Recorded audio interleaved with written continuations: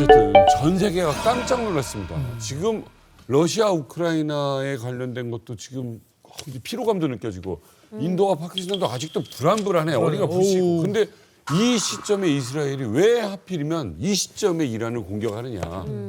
굉장히 중요한 질문인데요. 이스라엘이 챙겨간 건 전쟁의 실리뿐만 아니었습니다. 이 전쟁의 명분까지 이스라엘이 다 챙겨갔어요. 명분. G7 정상회의가 최근 있었잖아요. 네. 근데 G7 정상들이 모두 다 이스라엘을 지지했어요. 그리고 이란의 핵 야욕에 대해서 비판하는 성명서를 채택했어요. 이스라엘의 이 작전 직전에 무슨 일이 있었냐면 유엔 산하의 국제 원자력 기구 IAEA는 전 세계에 있는 불법 핵 활동을 감시하고 사찰하잖아요. IAEA에서 결의문이 나왔어요. 이란을 규탄하는 결의문이었어요. 이란이 핵 개발을 하면서 이 국제사회가 이 제도화하고 있는 핵 사찰을 제대로 받지 않는다. 네. 국제사회가 의심하는 것보다 더 많은 핵 개발을 하고 있는 것 같다라는 이란을 굉장히 규탄하는 성명서를 채택했거든요. 그리고 미국과 이란이 핵 협상을 하고 있었는데 이란이 미국의 핵 협상에 제대로 응하지 않고 있었어요. 이런 명분들을 이스라엘은 축적했던 거죠. 거기다가 이란이 60%의 농축 우라늄을 최소 408kg 보유하고 있다라는 추정치가 국제사회에서 나왔어요. IAEA에서. 이때 공격하면 이스라엘을 비난할 수 있는 국제사회는 없다라는 대의 명분까지 실제로 얻어냈고 핵시설을 무력화시킨 거죠. 이스라엘의 핵 정책 자체가 NCND 아까 말씀하시다시피 그러니까 궁정도 부정도 하지 않는 그런 정책이거든요. 근데 반대로 또 사전에 핵을 무력화시키는 것도 이스라엘의 국책입니다. 다시 말해서 1981년 6월에 이라크의 오시라크 원자로를 폭격기 녹대가 가서 때렸거든요. 그래서 완전히 초토화시켰습니다. 그리고 2007년 9월에도 시리아의 데르조르 지역에 있는 원자로 건설하던 원자로도 폭격기 녹대가 가서 완전히 초토화시켰어요. 그래요? 그러니까 이스라엘은 자기 민족의 생존과 관련된 그러니까 이스라엘이라는 나라는 굉장히 작지 않습니까? 정심이 얕거든요. 그렇기 때문에 중동 지역에서 그 어떤 나라가 핵을 가진다? 이거는 자기의 생명과도 직결되어 있는 그런 문제로 되어 있습니다. 그렇기 때문에 사전에 핵을 개발하는 기미만 보이게 되면 무조건 다 무력화시키는 그게 이스라엘의 핵 국책이거든요. 이스라엘은 이렇게 어찌됐건 이란의 핵 프로그램에 싹을 자르기 위해서 선제 공습을 했습니다. 제대로 한 방울 먹였어요. 당연히 이란도 가만히 있지 않았겠죠. 이스라엘과 이란 사이에 그 치열했던 공방, 과연 어디까지 확장이 될 것이냐를 걱정해야만 했던 그 공방의 순간으로 다시 한번 가보겠습니다.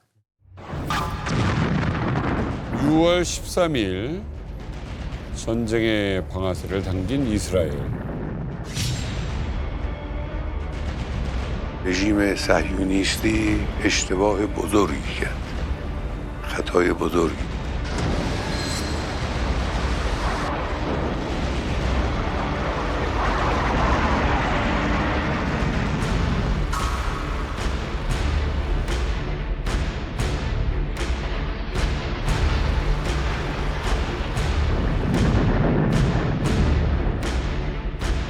자, 17시간 만에 보복 공격을 단행합니다. 이게 불꽃놀이도 아니고.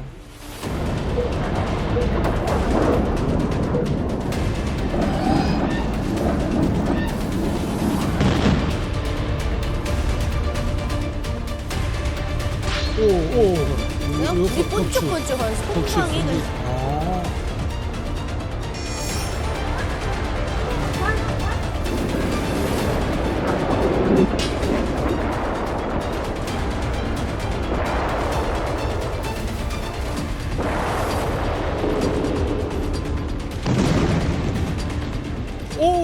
속도 봐요. 속도가 못 그냥 피해.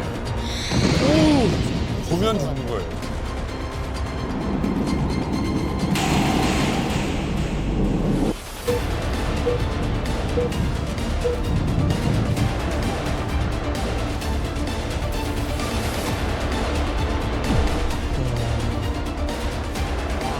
이스라엘도 피해가 큽니다.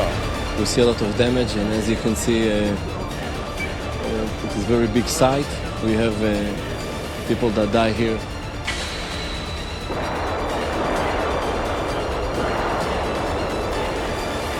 %의 방어는 없다라는 거죠. 그럼요. 6월 13일 이스라엘에 이제 일어나는 사자 작전으로 이란 전역을 공습하지 않았겠습니까? 그런데 이란도 뭐 당연히 가만히 있지 않겠죠. 최고 지도자인 하메네이가 뭐라고 얘기를 하냐면은 이란군의 강력한 선언 이들을 처벌하지 않고 지나가지 않을 것이다. 이렇게 선언하고 이제 보복을 약속을 했습니다. 그래서 사흘간에 걸쳐가지고 수백 발의 탄도미사일을 이스라엘에 이제 발사를 했어요. 그래서 이스라엘 전역에 이제 공습 경보가 울려 퍼졌고 시민들이 이제 대부분 다 일상생활을 하다 방공으로 대피하는 일이 벌어졌습니다. 근데 문제는 뭐냐면 대부분 다 격추는 됐어요. 그런데 그 중에 몇 개는 방공망을 뚫고 들어갔죠. 들어가서 아까 보신 것처럼 그런 피해를 냈습니다. 사실은 그 아무리 아이언돔이다 하더라도 완벽한 방어란 있을 수가 없는 거죠. 네, 소위 말하는 섞어 쏘기를 한 거예요. 그럼 얘네들은 왜 섞어 쏘기를 했을까? 아이언돔에 과부하를 줘서 그 중에 몇 개는 떨어뜨려서 이스라엘을 공격을 한다. 그러면 이런 전략을 또 누가 지금 사용하고 있느냐? 북한 또 역시 미사일 시험 발사할 때 초대형 방사포라든지 KN-24라든지 뭐 이런 거를 섞어 쏘기를 통해서 우리의 그 어떻게 보면은 방공망에 네. 대한 그런 교란 압박 이런 거를 보여주고 있고 실제로 하마스가 이스라엘 공격을 했을 때도 그때도 여러 가지 섞어 쏘기를 통해서 공세를 가했죠.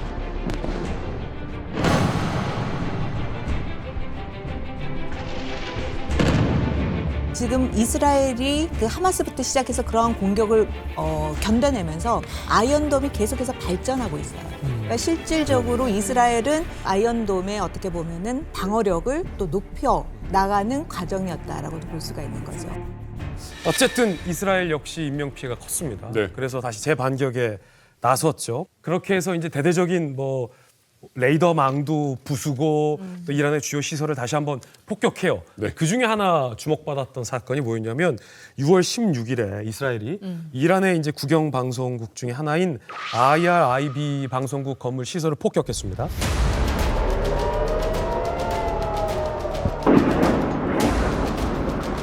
자, 네타냐후 총리 더 세게 나가겠죠.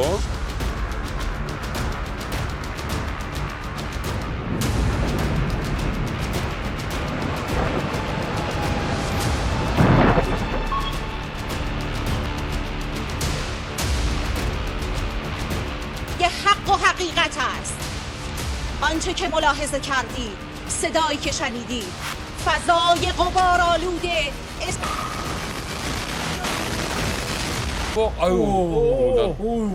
나가야지. 나가야지. 뭐뭐 어쩌고 하다가 지금 보니까 방송국을 때렸는데 생방송에. 마치 그냥 보고 있다가 때리는 것처럼. 알라는 위대하다.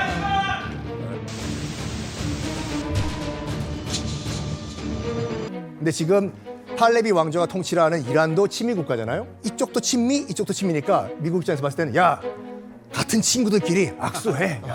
친구해. 친구의 친구. 이쪽은 이란, 이쪽은 이스라엘이야. 악수해.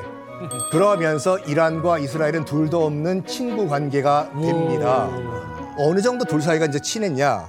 요런 거를 또 만들어요. 이게 뭐예요? 에일라트 아슈켈론 파이프라인이라고 해가지고 이름도 어렵다. 이스라엘 남쪽 끝에 있는 항구 도시고 아슈켈론은 북쪽에 있는 지중해에 또 항구 도시거든요. 그러니까 이스라엘의 남북을 관통하는 파이프라인이에요. 남북을 관통해서. 남북을요. 이게 왜 나온 거예요 지금? 이게 왜 나왔냐? 중동 전쟁을 수행하는 과정에서 이집트가 친미 국가인 이스라엘과 이란은 수에즈운하 사형 노노. 꼭 이럴 때 이집트 등장해요. 노노. 그러니까 이제 특히 이제 그 이란 같은 경우에는 당시 이제 수에즈운하를 통과해가지고 유럽에 이제 원유를 판매를 하던 그런 상황이었는데 수에즈운하를 통과를 못하고 하더라도 엄청나게 비싼 사용료를 내야 한다고 하니까 이거 웃잖아. 그때 야 친구 좋다는 게 뭐야? 이란 걱정하지 마. 우리 이스라엘이 도와줄게. 네. 어떻게? 야, 이스라엘을 관통하는 파이프라인을 만들어줄 테니까 유조선을 통해 가지고 기름을 싣고 예. 여기 에일라트까지 와. 예. 여기에 기름을 내려. 그럼 쭉 파이프라인을 타고 올라간 다음에 아슈켈론까지 오면은 여기에 대기하고 있던 유조선이 그 기름을 실어 가지고 유럽에 팔면 되잖아. 이스라엘 머리 쓴 것 같은데. 이란은 공짜야? 세상에 공짜가 어딨어. 50대 50으로 하자. 그러니까 이란 입장에서 봤을 때도 이게 윈윈인 게 뭐냐면은 수에즈나 그 비싼 돈 내는 것 바에는 차라리 이 관통하는 파이프라인이 더 싸게 먹혔어요. 네. 길이가 어느 정도였냐면 한 254km 정도 돼요. 그러면 뭐 운송비도 줄고 그러니까요. 이스라엘도 좋고 이란도 좋고 사이 너무 좋아요. 사이 너무너무 좋아. 이 너무너무 좋은 사이가 더 너무너무 좋게 됩니다. 바로 프로젝트 플라워를 두 나라가 수행을 해요. 이건 뭐예요? 무기 개발이네요. 그렇죠. 두 나라가 미사일이잖아요. 두 나라가 공동 미사일 개발을 해요. 공동으로요? 상상할 수 없는 내용. 지금으로서는 상상도 못할 일이죠. 이란과 이스라엘이 손잡고 미사일 개발을 해? 말도 안 되죠. 서로 날리고 있는 사이인데. 그러니까 이게 1977년도였는데 이란과 이스라엘이 모여가지고 이제 우리가 국제사회 몰래 우리가 이제 미사일을 개발해야 되는데 우리 이스라엘은 기술은 있지만 돈이 없다. 근데 이란 너희는 오일 머니가 있잖냐? 투자를 해주면 우리가 기술을 제공해가지고 우리가 미사일 개발해줄게. 라는 이런 프로젝트 플라워를 시행을 해요. 그 정도로 가까운 나라였어요. 분위기 좋았네 저 때까지. 좋았어요. 그러네요. 해골 나누는 사이. 그런데 뭐야? 이란이라는 나라가 갑자기 다른 나라가 돼버립니다. 왜요? 1979년에 이제 이란 이슬람 혁명이 발생을 하는데요. 그러니까 그 배경이 뭐냐면 요거였어요. 73년도에 1차 석유 파동이 터집니다. 그러니까 가만히 있어도 유가가 10배 이상 뛰어버리니까 이란 입장에서 봤을 때는 우와 이거 가만히 있어도 난 돈 반석이 안 드는 거네가 되는 거거든요. 문제는 뭐냐면은 오일을 팔았으면 그 번 오일 머니를 공정하게 분배를 해야 되는데 이 팔레비 왕조가 팔레비 파운데이션 재단이라는 걸 만들어 놓고 왕조 자기들 일가 친척이 독점을 해버려요. 야, 그래서 힘이 문제야. 팔레비 2세의 지인 1, 네가 어떤 국영기업 가지고 2, 네가 어떤 국영기업 가지고 3, 네가 어떤 국영기업 가지고 지들끼리 잘 사는 그런 팔레비 월드가 돼버려요. 이 불만이 1978년도에 터져버려요. 특히 이제 그 이란 국영 정리회사 직원들이 아니 돈을 그렇게 많이 벌는데 우리는 왜 월급이 안 나오냐 하면서 정리회사 직원들이 이제 스트라이크, 이제 파업을 시작을 하는 과정에서 민중혁명이 발생을 합니다. 그러면 이 양반이 팔레비 2세가 와 그럼 우리가 지금부터 오일머니를 나눠줄게. 진정해라. 그럼 될 거 아니에요. 그렇죠. 튀어요. 어디로? 도망갑니다. 팔레비 2세가. 프랑스로 가야 되나? 아이, 거쳐가지고 최종 목적지는 바로 미국으로 가고. 미국이요? 미국이요. 아유, 참 이제 권력 못됐다. 공백기가 생긴 거예요. 왕이 도망을 가버려가지고. 그때 프랑스에서 망명 생활을 하고 있던 반정부 인사인 호메이니라는 인물이 귀국을 합니다. 또 저 사람은 프랑스에 있었어요? 돌고 돌아가지고 프랑스에서 망명 생활을 마지막으로 하고 있었거든요. 근데 귀국을 한 다음에 국민 투표를 해요. 그러니까 2000년 동안에 이 왕정을 무너뜨리고 우리가 공화국을 세우자, 아랍 공화국을 무려 98%의 지지를 받고 이란 이슬람 공화국이 1979년 3월에 탄생을 합니다. 혁명이구나. 혁명이에요. 그러면 이 혁명을 이끈 호메이니 입장에서 봤을 때는 팔레비가 어디 갔냐 보니까 지금 미국에 가 있잖아요. 그래요. 그래서 욕을 해요. 팔레비 이란으로 좀 송환시켜달라고. 어쨌거나 뭐 우리 전직 국왕이니까 죄가 있다고 하면 우리가 재판하겠다 했더니 미국에서 안 보내겠지. 노를 해버려요. 못 돌려주겠다. 왜? 그랬더니 당시에 테헤란 대학교에 있는 대학생들이 왕 돌려달라 미국이여 하면서 테헤란 주재 미국 대사관을 점령을 해버려요. 어머나. 이 사건이 풀어낸 거네. 이렇게 등장하는구나. 점거를 해버립니다. 그러면서 그 미 대사관 직원 52명을요. 아, 대박. 무려 79년도부터 444일 동안 감금을 해요. 1년 넘게? 1년 넘게요. 물론 이란 측의 주장은 잘 대해줬대요. 크리스마스 때 이슬람 국가임에도 불구하고 크리스마스 때 산타크로스 만들어주고 나중에 크리스마스 선물 주고 메리 크리스마스. 당사자한테 물론 물어봐야지. 이란 측의 주장이에요. 그러니까 이 사건이 약간 미국 입장에서 봤을 때는 격분하는 순간이었어요. 그럼요. 아시다시피 미국은 자국 국민이 외국에 나갔는데 해코지 당한다 되게 싫어하거든요. 한 명이라도 죽으면 큰일 나는 거 아니에요, 이거? 52명을 1년 넘게 지금 감금을 하고 있다. 이때부터 이란과 미국이 약간 금이 가는 정도가 아니라 그럼. 적국이 됩니다. 이건 정말 볼만한 사건. 그렇죠. 근데 또 하나의 엄청난 사건이 있었습니다. 팔레비 왕조 때는 당연히 이제 이란과 이스라엘이 사이가 좋다 보니까 테헤란에도 이스라엘 대사관이 있었겠지요. 있었어요. 근데 그 이슬람 혁명 직후에 호메이니가 어떤 조치를 취하냐면 이스라엘 대사관 방빼 나가. 그런 다음에 그 자리를 누구한테 줬는지 아십니까? 팔레스타인 해방기구에게 줘버려요. 피해로요? 이스라엘 입장에서 봤을 때는 최악의 자존심 꺾이는 사건이었어요. 너무 꼬인다. 꼬이기 시작한다. 이건 꼬여도 그냥 꼬인 게 아니라 그냥 하루아침에 빡 꼬여버리는 빡 꼬여버려요. 그래서 그때 호메이니가 어떤 걸 선언했냐면 미국은 거대한 악마다. 그리고 이스라엘은 악마에 기생하는 작은 악마다. 센데. 사탄이라고 했죠, 사탄. 사탄. 사실은 사탄, 세이탄. 그리고 자기 혁명의 명분이 이거잖아요. 억압받는 자들을 해방시킨다 이거잖아요. 딱 보니까 이스라엘이 팔레스타인을 지금 억압하고 있네. 우리가 해방시키겠다. 그때부터 이스라엘과 이란은 적이 됩니다. 한순간이다. 그래서 그 이스라엘의 그 지도층에서는 트럼프한테 이제 감사를 표하면서 뭐라 그러겠냐면 역사적인 조치다 이렇게 불렀고요. 또 실제로 그 뉴스를 보니까 그 텔아비브인가 그 수도 건물 하나에다가 옛날 극장 간판처럼 커다랗게 트럼프 사진 딱 붙여놓고 땡큐 프레지덴트 막 이래놨더라고요. 근데 사실은 그 가장 좋은 방법 뭐겠습니까? 일단 핵시설 자체를 없애버리는 것처럼 확실한 건 없잖아요. 근데 문제는 뭐냐면 이스라엘에게는 그걸 할 무기가 없었던 건데 그 무기는 미국이 갖고 있는 거예요. 그걸 미국이 알아서 해주겠다고 하니 얼마나 좋아요.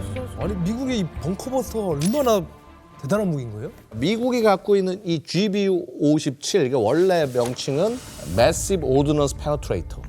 그래서 엄청나게 폭약을 집어넣은 관통폭탄이다라는 뜻이게 되는 거예요. 정확한 별명은 슈퍼 벙커버스터입니다. 그냥 벙커버스터가 아니라 슈퍼 벙커버스터. 그래서 13.1톤짜리고 실제 폭약 무게는 2.4톤밖에 안 돼요. 근데 그럼 야, 뭐 2.4톤 가지고 뭐 파괴력이 대단하냐? 얘 능력은 뭐냐면 나머지 10여 톤가량이 관통 장거입니다. 무게로 찍고 들어가서 그래서 네, 그렇죠. 구멍을 내는 역할을 하는데 그러니까 정말 중력만으로 치고 가는 거예요. 그러니까 거의 14톤짜리 폭탄이 필요한 겁니다. 뚫고 들어가서 뚜루룩 내려가서 자연 천연한방 같은 경우는 200m. 그다음에 강화 콘크리트로 치면은 한 60m. 그래서 지금 이 포르도 지형은 어떠냐면은 한 80에서 90m 정도 위치하고 있다고 보는데 천연안반이 상당히 돼 있는 하에 그 안에다가 다시 강화 콘크리트로 만들어 놓은 거죠. 그리고 이번에 떨군 걸 보고 있으면 어디에 떨궜냐면 또 정확히 그냥 땅만 뚫고 들어간 게 아니라 환풍구 옆을 공격했어요. 왜냐면 그쪽 이미 구멍을 뚫어놨기 때문에 취약하기 때문에 거기로 계속 공격을 해들어가고 그러니까 자 들어가고 난 다음에 어떻게 얘가 터지냐면 쭉 내려가다가 공간이 확 터진 데가 있으면 센서가 딱 해서 아 여기 뚫렸구나 하면서 거기서 빡 폭탄을 떨고 내는 겁니다. 그다음에 애초에 이 GBU-57이라는 폭탄 자체가 바로 이란과 북한을 위해서 만들어진 폭탄이에요. 와, 김정은 저거 보고 엄청 쫄았겠다. 아, 무섭다. 무섭네요. 위성 지도 공개됐는데 이 포르 시설에 12발을 떨어뜨렸거든요. 근데 분화구가 3-4개밖에 없어요. 그러니까 같은 구멍에 계속 대단하다. 김정은이 이거 받겠는데. 그러니까 이 뉴스를 보고 저는 경고라고 봤어요. 하메네이가 당시에 이제 그 지하 은신처에 숨어 있었다고 하잖아요. 트럼프 입장에서 봤을 때는 하메네이, 네가 어디 숨어 있든 간에 마음만 먹으면 언제든지 너를 제거할 수 있다는 일종의 큰 경고였어요. 이게.